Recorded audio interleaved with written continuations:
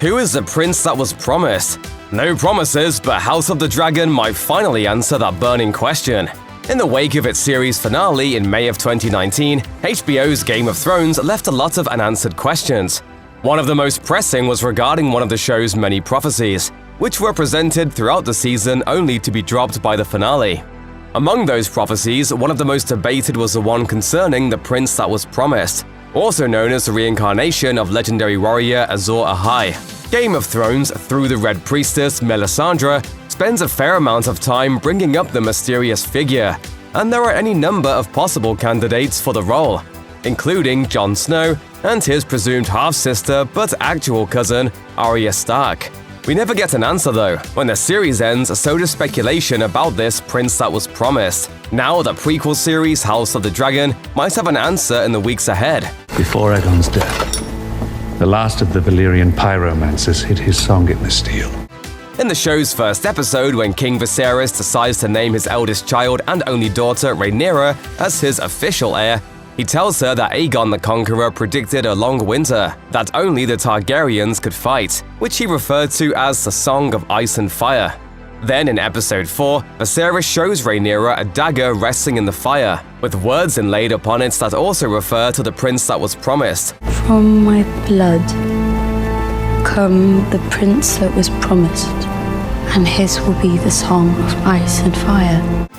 What this all means and how it relates to Game of Thrones is definitely up for debate. As fans of the original books know, the word for prince in High Valyrian, the language in which the prophecy is written on that very dagger, is gender neutral, meaning the term could refer to a man or a woman. With that in mind, could Arya, who slays the legendary Night King at the end of Game of Thrones, be this foretold prince?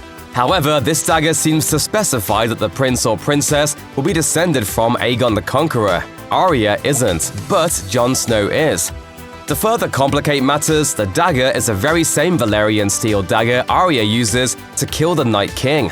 Fans will likely never stop debating the identity and mere existence of the prince that was promised.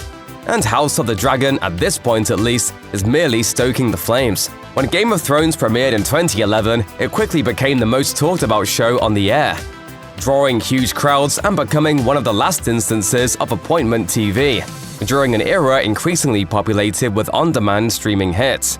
As its run continued year after year, the show only gained traction, picking up major accolades including a whopping 59 Emmy Awards, and gaining fans right and left.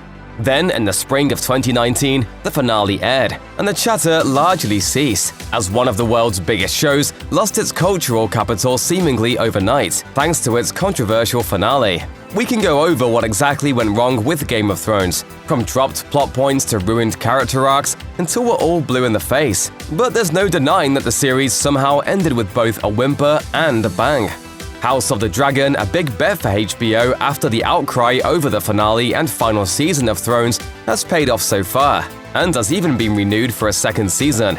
And it does have a major advantage over its predecessor, in that its source material has an endpoint clearly marked. Original showrunners David Benioff and D.B. Weiss had to move past George R.R. Martin's source material to wrap up the show, whereas Martin has already written all of Fire and Blood, the source material for House of the Dragon. Hopefully, House of the Dragon won't leave us hanging like the original did. But truly, only time will tell.